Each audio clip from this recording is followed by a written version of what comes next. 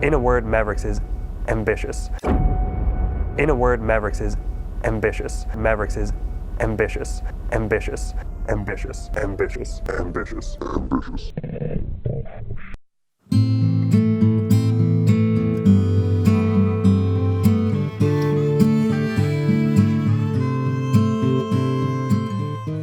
G'day, Rockhound here.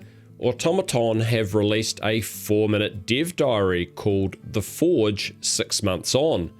The video, which I'll take a very close look at in a moment, really provides us the first significant insight into where Mavericks Proving Grounds gameplay is at since closed testing started back in late 2018.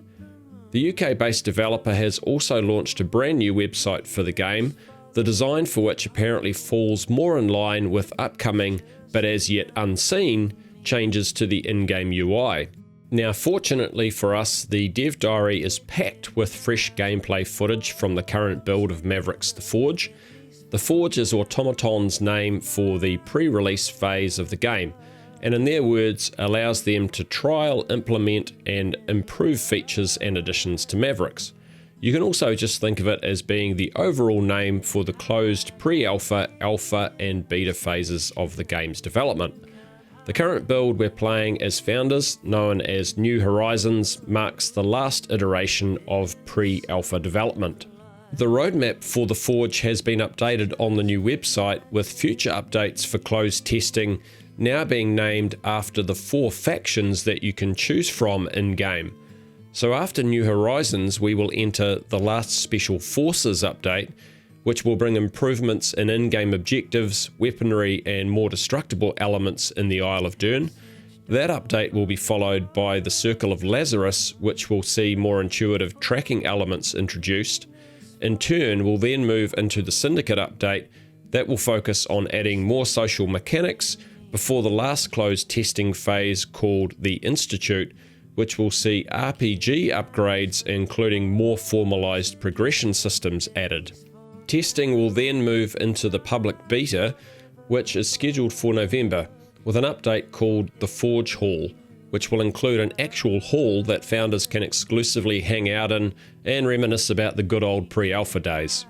Okay, I'm going to talk more about the website in another video soon, but for now, let's take a close look at the Dev Diary video and see what you might have missed. After a brief intro, the video opens with concept art of some gladiator-style armor kits, which look pretty sweet, and you'll probably have missed this, but we actually get a frame or two of these 2 characters in similar cosmetics, with the left one looking a little bit like Iron Man. Also note that there are matching gun skins on the sniper rifles they're holding, including the high magnification scopes. In this next shot we see a forest, hill slopes, and a distant mountain on the Isle of Dern. The landscape is looking pretty damn fine and quite realistic, although I think that the lighting and visibility still needs a little work here. Looking at areas like this, it looks a bit murky for the want of a better description, like it would be hard to distinguish players at distances where you could normally make them out. Overall, it looks like it needs a little sharpening. The clouds moving by though, they look great. We then move from inside a train maintenance shed to a view of the train yard. These are pits that allow the train carriages to be worked on easily from underneath, but they can also provide sneaky hideout locations as well.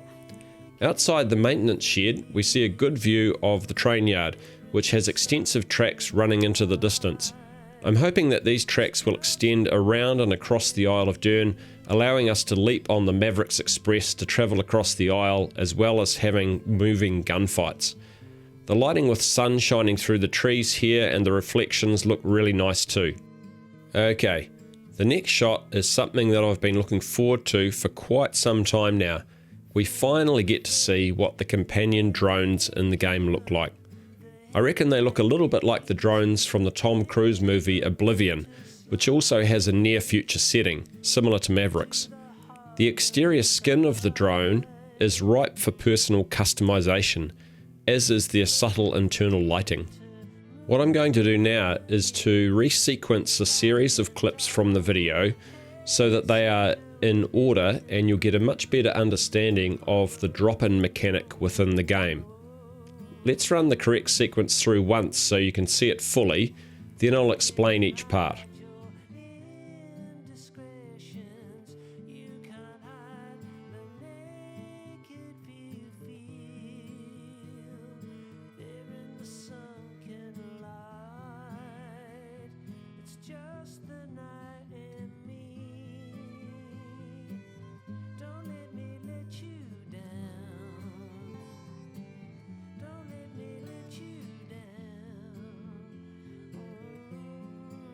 Firstly, after you log in, you start the game within the capital, which is essentially the game's live lobby, and when you're ready to join the exploration phase of the game, which is more the MMO style part of the game that occurs prior to the start of the survival phase or battle royale, you go and leap directly into the deployment pool, and then emerge in a free fall above the island.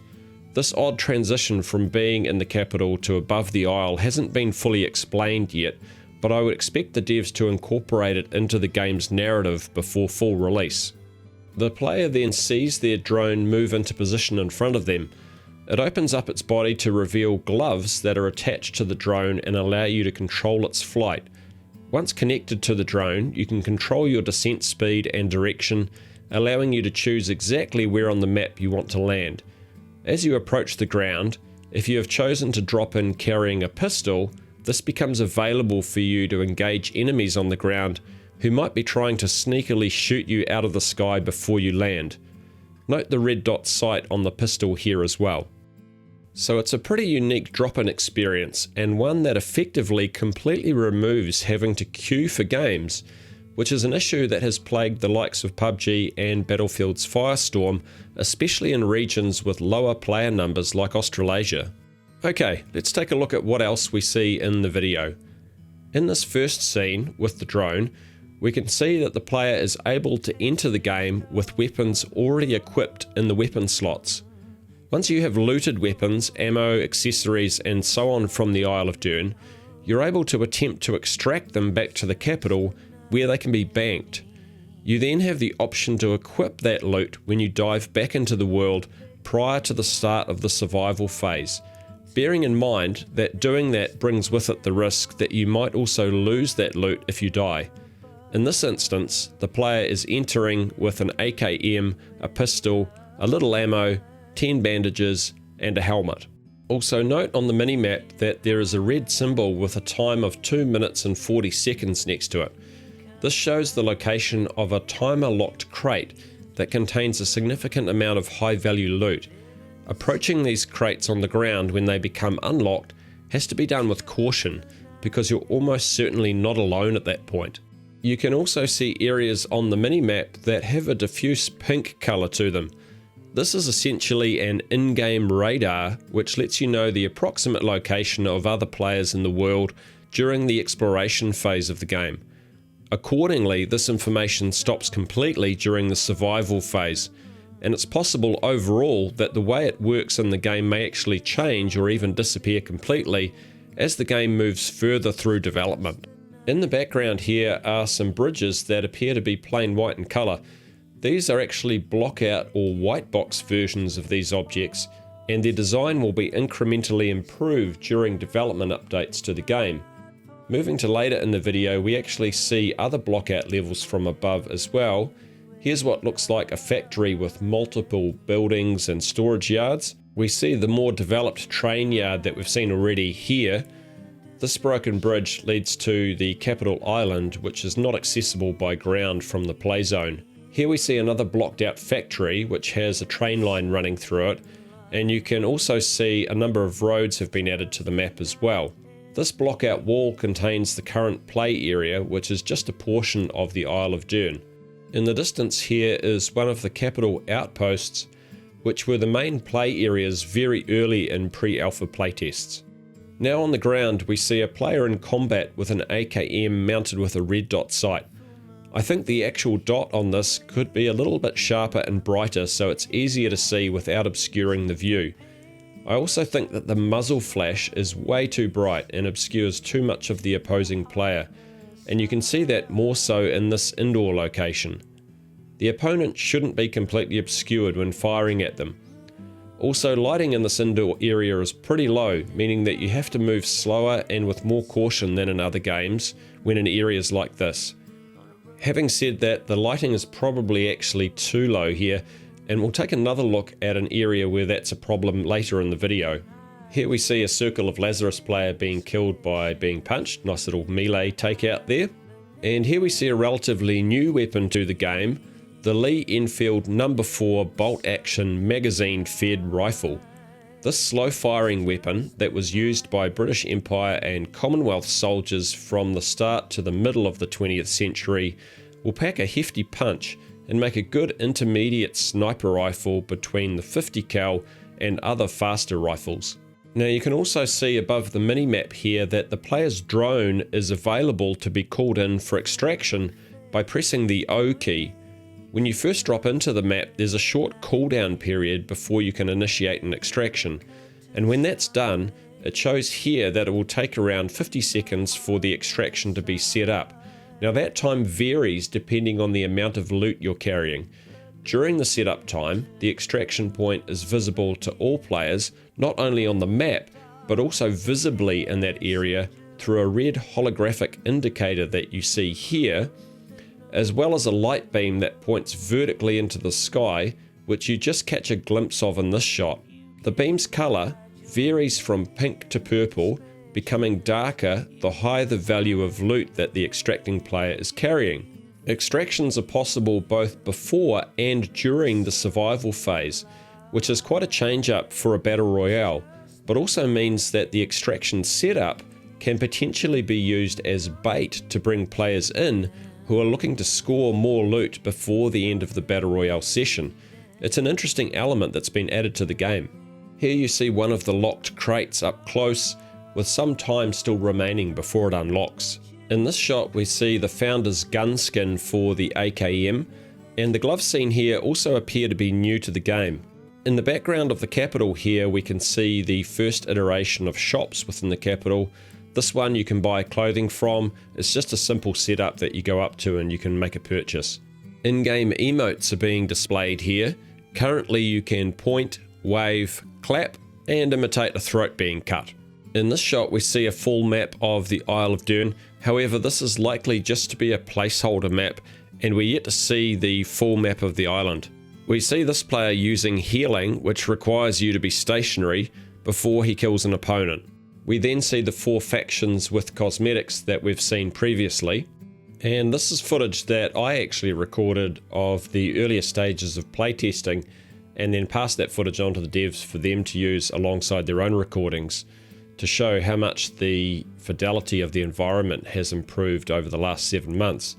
The environment here looks pretty damn fine, and considering we're still in pre-alpha testing, I think it provides us a pretty good insight to the level of detail you can expect once the game moves to a public beta. Here we see a player tracking another player's footprints in the mud to find him parked behind this railway carriage before taking him out. This concept art we've seen previously, so we'll skip over that. In this shot we see an encounter at the blockout factory that we saw previously from the air, and it demonstrates some of the destruction within the game as a grenade explodes near these 44-gallon drums and blows them apart. After being blown apart, they can actually still be moved around if you run into them. I'm really looking forward to how much destruction there will be in Mavericks, with multiple parts of buildings, facades, and other objects that can be destroyed or moved around. We then see more footage from December 2018 and early 2019 that I recorded. This footage is actually from the very first Battle Royale session that I took part in. This footage from February shows the looting process, which is currently a rapid pickup of loot from an ammo crate just using the F key, although you can use the tab key and drag and drop to loot as well. And we also see a blockout version of an old ruin in the background. Then from March 2019, footage of one of the early iterations of the capital, which is mostly in blockout stage of design, and showed some concept art of the capital actually within the game. More footage of one of the first playtests here. The gunplay was actually pretty good at this stage, but by no means a finished product. We then jump forward to current gameplay. Again, the environment in the train yard looks great. Some nice footage of founder Sorrowy being easily taken out by developer Joel here. GG to that guy. We then see another drop in with the player approaching the ground near the edge of the play zone. Currently the play zone boundary, as you can see here, is simply a bluish electrical curtain. This is likely to be a placeholder, and I'm hoping that not only will the play zone boundary actually end up being spectacular, but also, as I've mentioned in other videos, that Automaton really pushed the boundaries of how the play zone actually operates. It's an area of the Battle Royale genre that I believe is ripe for massive innovation. It's raining within the game here, so the visibility is a bit muted, and although overall the environment looks great, again I think visibility could be improved to be more realistic and provide slightly better vision for spotting other players. To give you another game for comparison, here is footage from Battlefield 5's Rotterdam map, also within a train, albeit one with more lighting, but you can see just how much easier it is to see opponents than the Mavericks footage. I suspect the right lighting for Mavericks is probably somewhere between the two games. What do you think? Let me know in the comments below. Next we see a winner from a Battle Royale round re-entering the capital through the Champions Podium, which is basically a vertical elevator that rises up, showing you your stats for the round. The champion emerges above the deployment pool for all players there to see. The winner also wears a floating gold crown around the capital for the next hour. Okay, that wraps up this detailed look at the latest Mavericks Proving Grounds dev diary from Automaton. It's great to finally see some gameplay from the current build of the game and to see how much progress has been made since the earliest stages of testing. I hope that the devs continue to provide regular gameplay updates like this as we move towards the public beta in November. If you found this video helpful, please consider leaving a like or a dislike if you didn't, it all helps. And if you'd like to keep up to date with the latest Mavericks news and detailed breakdowns of the dev diaries, please consider subscribing and hitting that notification bell. If you'd like to support this channel further, I now have a merchandise page, the link for which is displayed below and also in the video description. I've also added new cherry pizza mugs to the merch page. Why cherry pizza? Well, you'll just have to hop into the Mavericks Discord and find out. Thanks for watching and enjoy the rest of your day. It's just the night and me.